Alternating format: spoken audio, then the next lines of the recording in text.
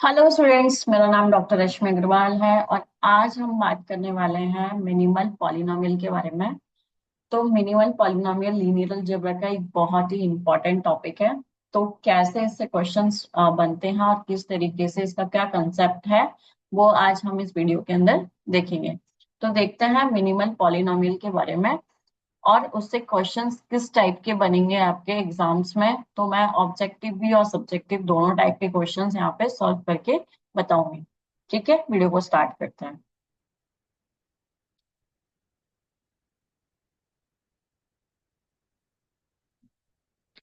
First of all देखिए कि minimal polynomial के बारे में जानने से पहले आपको पता होना चाहिए कि उस मैट्रिक्स का algebraic multiplicity and geometric multiplicity कैसे फाइंड आउट करते हैं। तो ये ऑलरेडी मैं पहले अपने वीडियो में ऑलरेडी डिस्कस कर चुकी हूँ, तो आप मेरे आई टैब पे जाके चेक कर सकते हो। Algebraic multiplicity and geometric multiplicity मैं एक बार वापस थोड़ा सा रिवीजन कर रही हूँ।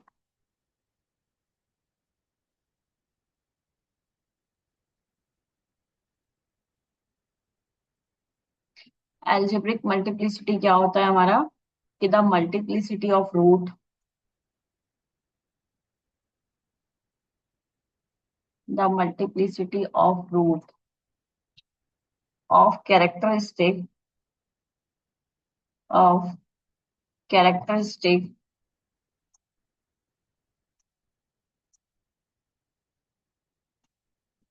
Characteristic equation is known as algebraic multiplicity,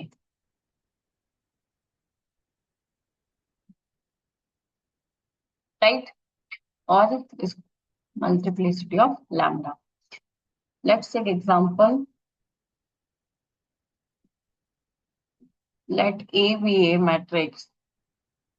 A be a matrix of order 4 and 1, 2 and 3 are eigenvalues of A, right? तो इस मैट्रिक्स की हमारे पास एक मैट्रिक्स है जिसका ऑर्डर 4 दे रखा है और उस मैट्रिक्स की आइगन वैल्यूज दे रखी है 1, 2, 3। तो इसकी एल्जेब्रिक मल्टीप्लिसिटी क्या होगी, हमारे पास 1, 1, 2, 3 दे रखी है। तो ए एम कितना निकलेगा, ए एम 1 के लिए कितना निकलेगा 2, ए एम 2 के लिए कितना निकलेगा, ये हम ऑलरेडी डिस्कस कर चुके हूँ कैसे निकालता है 1, और ए एम 3 के लिए कितना निकलेगा यहाँ पे 1, राइट। तो यहाँ से इसकी एल्जेब्रिक मल्टीप्लिसिटी के बारे में बात कर रहे हैं कि 1 के लिए कितना निकलेगा 2, बिकॉज जो 1 है वो कितनी बार रिपीट हो रहा है, 2 बार रिपीट हो रहा है, तो उसकी एल्जेब्रिक मल्टीप्लिसिटी होगी कितनी 2, राइट। अब हम बात करते हैं एक बहुत ही इंपॉर्टेंट टॉपिक के बारे में, आइगन स्पेस। आइगन स्पेस क्या होता है, let A be a matrix,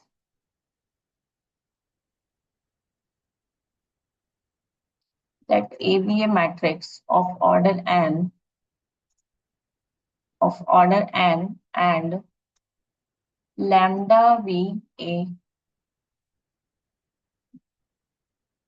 lambda be a eigenvalue of A, then E of lambda is equals to x belongs to r raised to the power n, and such that A minus lambda of I is equals to 0, right? या आप इसको ये बोल सकते हो, colonel A minus lambda of I is called eigenspace corresponding to lambda, right? तो eigen space क्या होता है, कोई भी एक मैट्रिक्स है ऑर्डर एन की और लैम्डा वहां पे क्या है, एक आइगन वैल्यू है।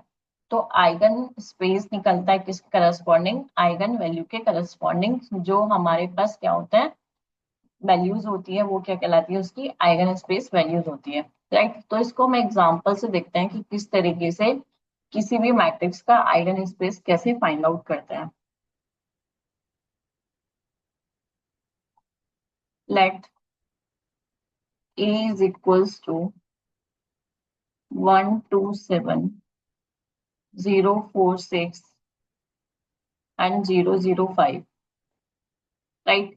ये एक मैट्रिक्स दे रखी है। Then the eigen value and the eigen value हमें गिवन दे रखी है यहाँ पे। Eigen values are 145। अब 145 की करस्पॉन्डिंग हमें क्या निकालना है, उसका आइगन स्पेस निकालना है, राइट। तो आइगन स्पेस कैसे निकलेगा, सबसे पहले हम आइगन स्पेस निकालेंगे किसके करस्पॉन्डिंग, 1 के करस्पॉन्डिंग। तो eigen space corresponding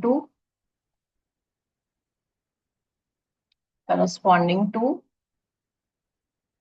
lambda is equals to 1 is, right. तो कैसे लिखेंगे इसको, E1 इज इक्वल्स टू क्या था हमारे पास, x belongs to R cube, क्योंकि 3 × 3 की मैट्रिक्स है। तो यहाँ पे कितना हो जाएगा, a minus lambda of I, और लैम्डा की वैल्यू कितनी है हमारे पास 1, x is equals to 0, right.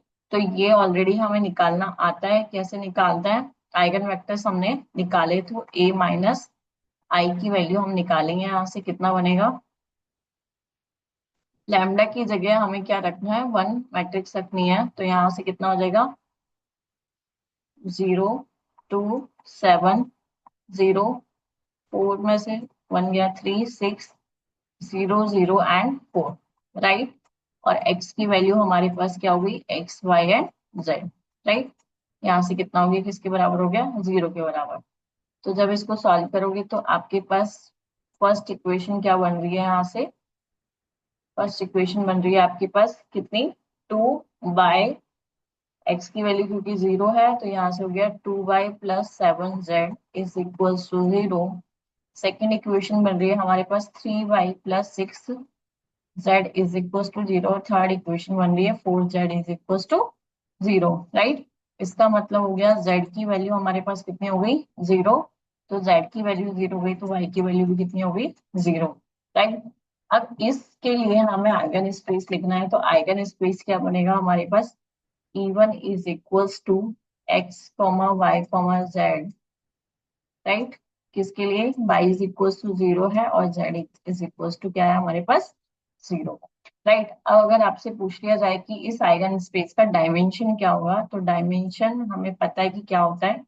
तो डायमेंशन ऑफ E1 कितना हो जाएगा हमारे पास, सबसे पहले नंबर ऑफ वेरिएबल्स कितने हैं हमारे पास, 3 माइनस कितने रिस्ट्रिक्शन है यहाँ पे, तो कितने रिस्ट्रिक्शन है, 2 रिस्ट्रिक्शन है। तो इसके लिए कितना हो जाएगा, इसका डायमेंशन 1, जो किसके बराबर होता है, GM के बराबर होता है। तो यहाँ से हम देख सकते हैं कि इस मैट्रिक्स का जो GM है, ज्योमेट्रिक मल्टीप्लिसिटी, वो कितना होगा, 1 होगा, राइट।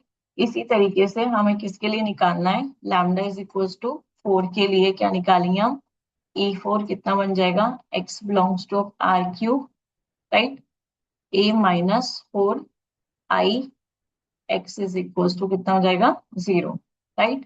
तो a minus 4i into x निकालेंगे, क्या वैल्यू आएगी यहाँ पे, लास्ट मैट्रिक्स पे चेक कर लीजिए आप, मैट्रिक्स ये है। तो हमें क्या सब्ट्रैक्ट करना है, a में से 4i को, राइट। तो मैट्रिक्स बचेगी हमारे पास कितनी, -3 2 7 0 0 6 0 0 1, राइट। मल्टीप्लाई क्या हो जाएगा, x y and z is equal to कितना हो गया, 0। सॉल्व करेंगे तो देखो फर्स्ट इक्वेशन क्या बन रही है, माइनस का 3x plus 2y plus 7z is equal to 0। Second equation बन रही है 6y इज इक्वल टू 0। और थर्ड इक्वेशन बन रही है क्या, z is equal to 0, sorry 6z है यहाँ पे, ये 6z बनेगा भाई यहाँ पे।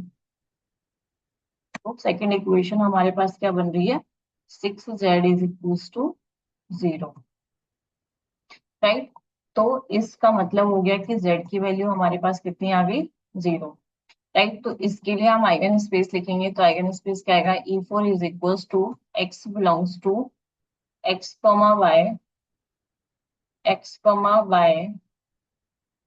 कॉमा z बिलोंग्स टू क्या, आर क्यूब। और क्या क्या वैल्यू है हमारे पास, -3x plus 2y plus 7z is equals to 0। और दूसरी टर्म क्या बन रही है, z इज इक्वल्स टू 0। तो अगर इसका हमें डायमेंशन फाइंड आउट करना है तो डायमेंशन E4 का क्या बनेगा, सेम वही, कितनी वैल्यू है 3, और यहाँ पे कितने रिस्ट्रिक्शन है, यहाँ पे 2, तो इसके लिए भी E4 के लिए भी कितना हो जाएगा 1, राइट। तो इसी तरीके से हम किसके लिए निकाल लेंगे, तीसरी जो आइगन वैल्यू थी हमारे पास क्या थी 5, तो 5 के लिए करस्पॉन्डिंग क्या निकलेगा eigen value, lambda is equal to 5 के लिए E5 इज इक्वल टू क्या बनेगा, x belongs to R cube E minus 5i x is equal to 0, right. तो यहाँ से सॉल्व करेंगे तो कितना बनेगा, a minus 5i is equal to matrix क्या बन रही है, -4 2 7 0 -1 6 0 0 0, राइट। मल्टीप्लाई क्या हो जाएगा x y and z, और यहाँ से क्या हो जाएगा 0। जब इसको सॉल्व करेंगे तो इक्वेशन क्या बनेगी, -4x plus 2y+7z is equal to 0। Second equation क्या बन रही है हमारी, -y+6z इज इक्वल टू 0। तो इसका मतलब हो गया E5 का जो आइगन स्पेस है वो क्या बनेगा, x y and z belongs to R cube, equation क्या है 4x plus 2y+7z is equal to 0 and -5+6z is equal to 0। तो इसका डायमेंशन भी हमारे पास क्या निकलेगा, डायमेंशन ऑफ E5 कितना आएगा 1, राइट। तो इस तरीके से हम इसका आइगन स्पेस फाइंड आउट करते हैं corresponding to eigen value.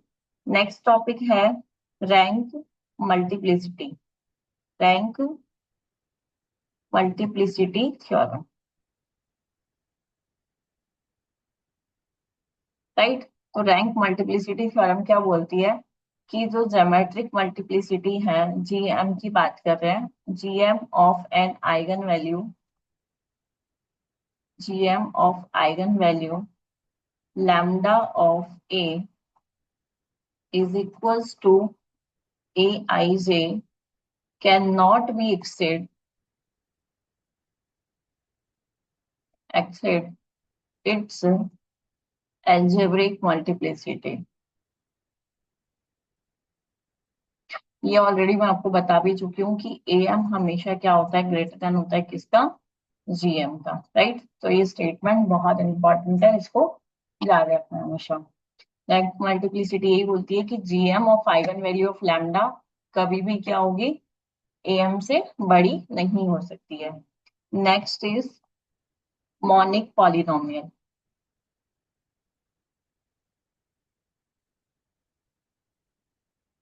Monic polynomial क्या होता है, a polynomial,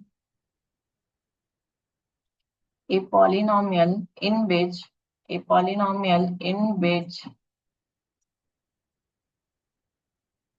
in which the coefficient highest power is unity, highest power is unity is called monic polynomial, right. तो क्या बोल रहा है कि कोई भी पॉलिनोमियल, लाइक मान लो आपको एक px दे रखा है x³ + 3x+4, तो इस मैट्रिक्स के लिए हम क्या बोल रहे हैं, इसका जो मॉनिक पॉलिनोमियल क्या होगा, हाईएस्ट पावर कौन सी हमारे पास क्या है x³, और वो क्या होना चाहिए, उसका कॉफिशिएंट क्या होना चाहिए, यूनिटी होना चाहिए, राइट। तो that is monic polynomial. Next is annihilating polynomial. क्या बोलता है ये,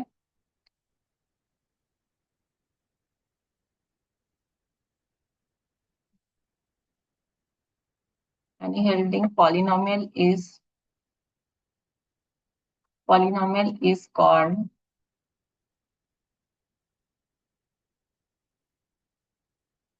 any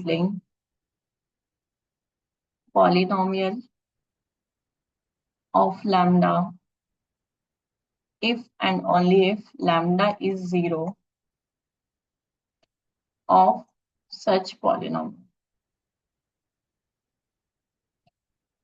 ठीक है, आइगन वैल्यू क्या होता है, लैम्डा होता है। तो इसका मतलब क्या हो गया कि जो भी आइगन वैल्यूज होते हैं वो उस इक्वेशंस को क्या करेंगे, सेटिस्फाई करेंगे। That is annihilating polynomial. अब मेन आता है हमारा क्या, minimal polynomial.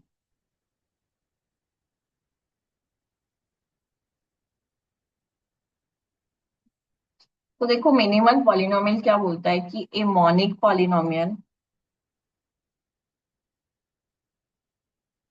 A monic polynomial of smallest degree which annihilating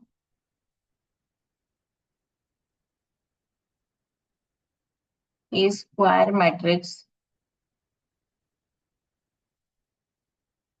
a square matrix A is known as minimal polynomial of A, right. तो मिनिमल पॉलिनोमियल क्या बोल रहा है कि कोई भी मॉनिक पॉलिनोमियल है। तो मॉनिक पॉलिनोमियल हम ऑलरेडी पढ़ चुके हैं कि जो कॉफिशिएंट होता है, हाईएस्ट डिग्री का कॉफिशिएंट, वो क्या होना चाहिए, यूनिटी होना चाहिए। तो monic polynomial of smallest degree which annihilating of square matrix is monic polynomial, right. तो इसको देखो किस तरीके से हम निकालते हैं, एक एग्जांपल लेके मैं बता रही हूँ आपको। Let A is equals to, आपको दे रखा है 1 0 0 0 1 0 एंड 0 0 1, राइट। इस मैट्रिक्स का हमें क्या निकालना है, मिनिमल पॉलिनोमियल निकालना है, ठीक है। तो इसके लिए सबसे पहले हम क्या निकालेंगे, उसका कैरेक्टरिस्टिक पॉलिनोमियल निकालेंगे। तो कैरेक्टरिस्टिक पॉलिनोमियल क्या निकलेगा हमारा यहाँ से, ए माइनस लैम्डा ऑफ आई कितना बनेगा यहाँ से, 1 - λ 0 0 0 1 - λ 0 0 0 1 - λ, राइट। तो यहाँ से इसका कैरेक्टरिस्टिक क्या हो गया, 1 - λ का क्यूब, राइट। एक इसके बराबर हो गया, सी एच ए के बराबर। अब हम बाय केले हैमिल्टन थ्योरम क्या बोलती है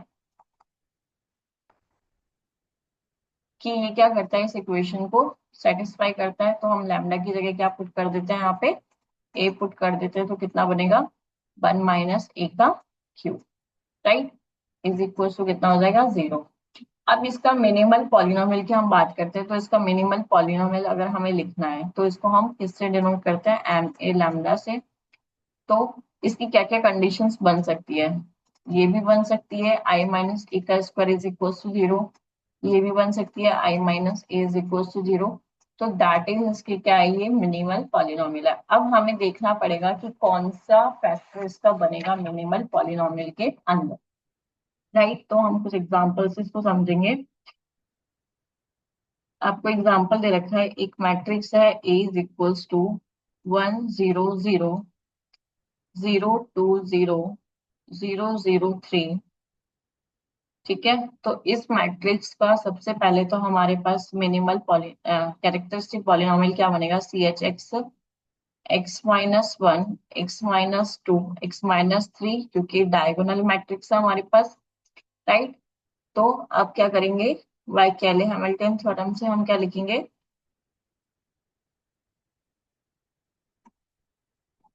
बाय केले हैमिल्टन थ्योरम से क्या हो जाएगा, C H A is equal to कितना आ जाएगा भाई, A - 1 A -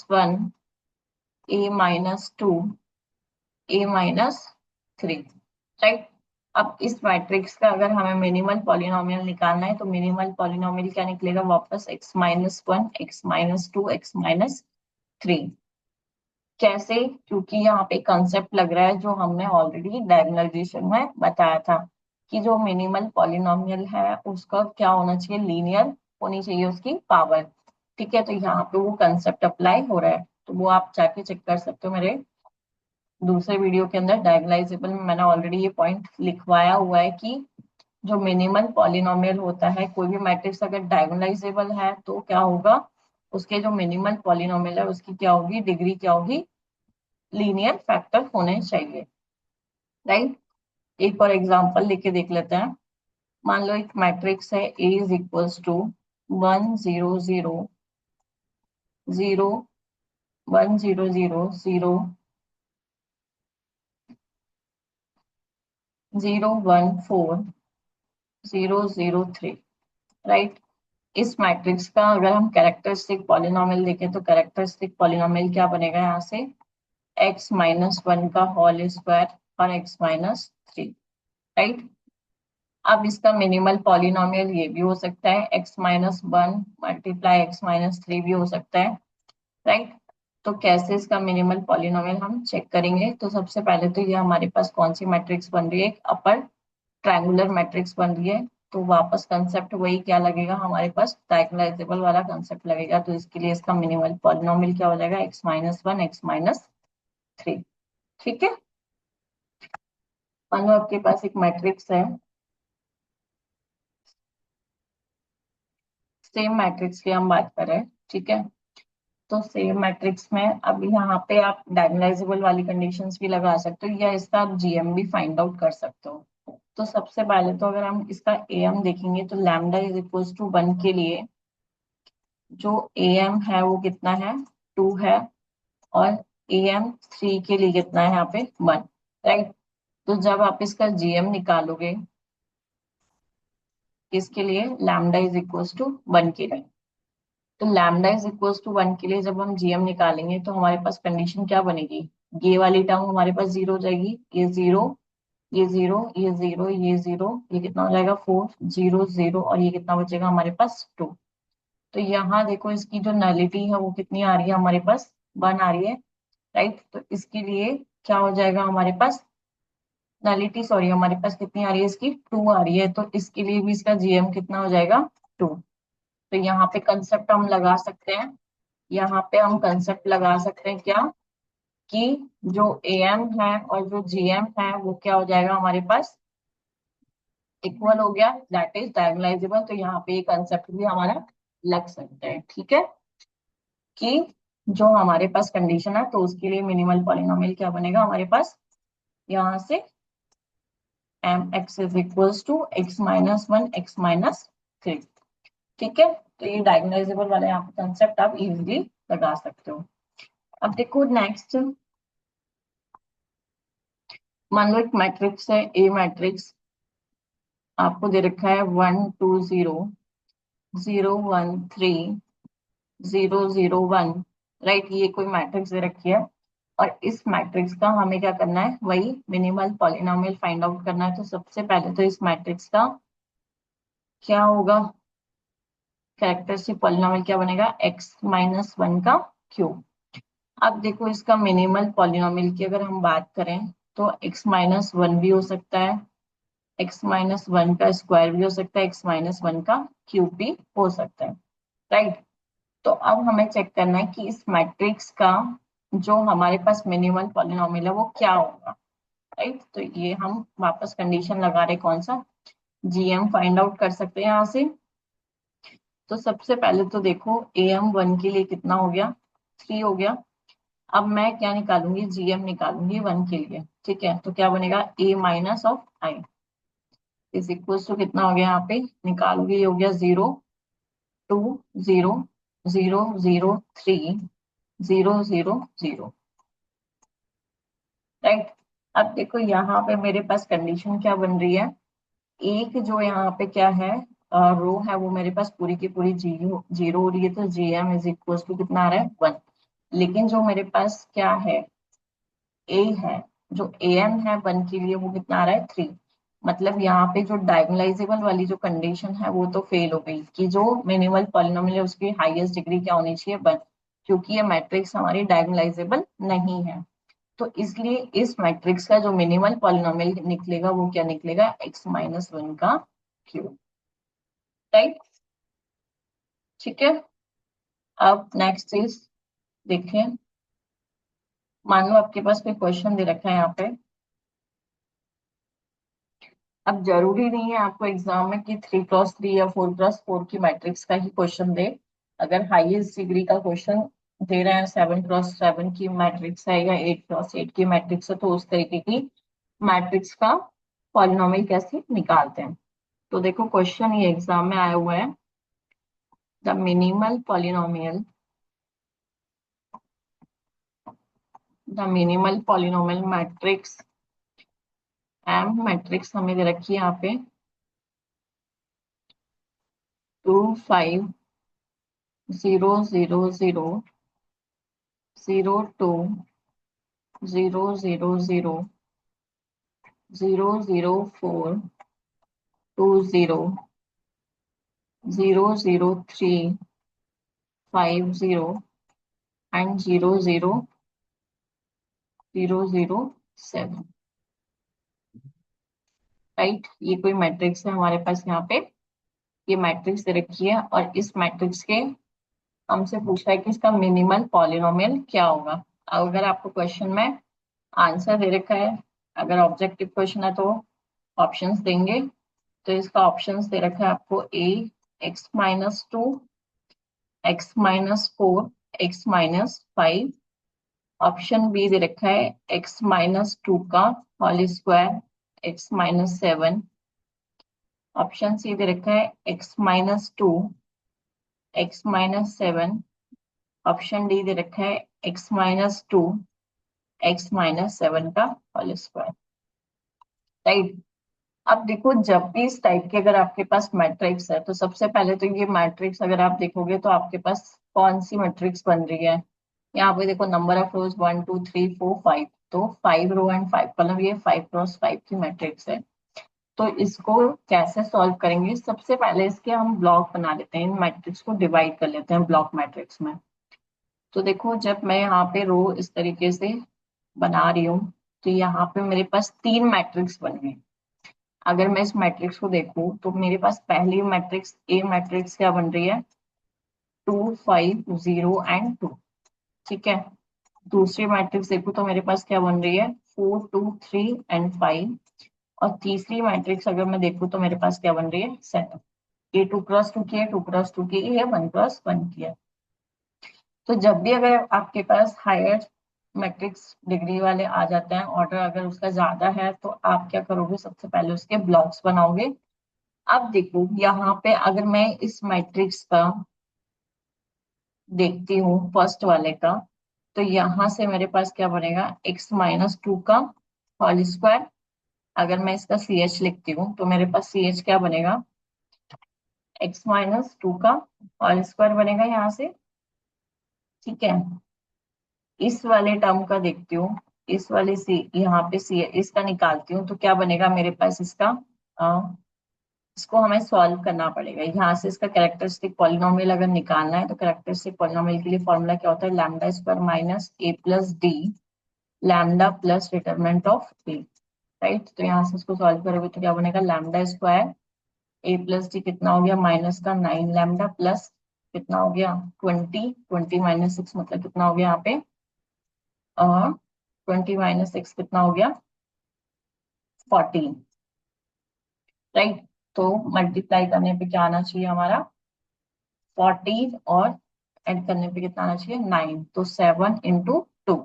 ठीक है, तो एक फैक्टर इसका बन गया x-7 और एक बन गया इसका x-2। राइट, और थर्ड वाले का हमारे पास क्या बन रहा है, x-7। ये तीन हमने इसके कैरेक्टरिस्टिक पॉलिनोमियल यहाँ पे लिख लिया।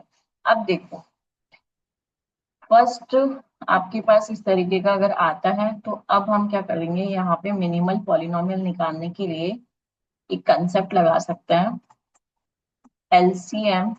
मिनिमल पॉलिनोमियल किसका, ए का, मिनिमल पॉलिनोमियल किसका, बी का, और मिनिमल पॉलिनोमियल किसका, सी का। ठीक है, तो ये कैरेक्टरिस्टिक पॉलिनोमियल है, तो यहाँ से अगर आपको नहीं पता चल रहा है तो यहाँ से इसका मिनिमल पॉलिनोमियल ए मैट्रिक्स के लिए कितना लिख दो, x-2 का होल स्क्वायर, बी के लिए कितना लिख दो, x-7 x-2, और सी के लिए कितना हो गया, x-7। तो यहाँ इस वैल्यू को पुट करोगे तो एलसीएम कितना आएगा, x-2 का होल स्क्वायर, x-7 x-2 और x-7। राइट, तो हाईएस्ट डिग्री कौन सी है आपके पास, एलसीएम निकाल लो, x-2 का होल स्क्वायर, इन दोनों में से क्या कॉमन है, x-7। तो इस मैट्रिक्स के लिए अगर हम इसका मिनिमल पॉलिनोमियल देखें तो क्या बन गया, x-2 का होल स्क्वायर और 7, मतलब ऑप्शन बी इज करेक्ट। ठीक है, तो इस तरीके के हमको क्या करना होता है, क्वेश्चंस करने होंगे इसमें। एक और एग्जांपल देख लो। मान लो आपके पास इक्वेशन दे रखी है यहाँ पे,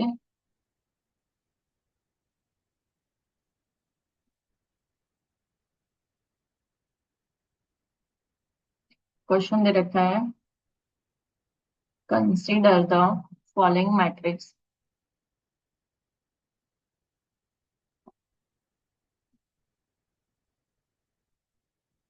ए इज इक्वल्स टू, मैट्रिक्स आपको दे रखी है 1 5 5 6 7 8 9 0 1 5 6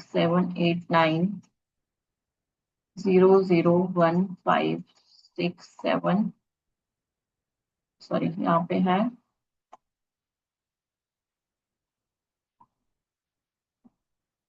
थर्ड जो मैट्रिक्स दे रखी है हमें क्या दे रखी है, 0 0 क्या है, 1 6 7 8 9, next row is 1 0 0 0 1 7 8 9 0 0 0 0 2 8 9 0 0 0 0 0, यहाँ पे हो गया 2 9, और ये हो गया 0 0 0 0 0 तो और 2। ये हम एक मैट्रिक्स रखिए जो क्या है, 7 × 7 की मैट्रिक्स है। ठीक है, और ये हमसे क्या पूछ रहा है, then which of the following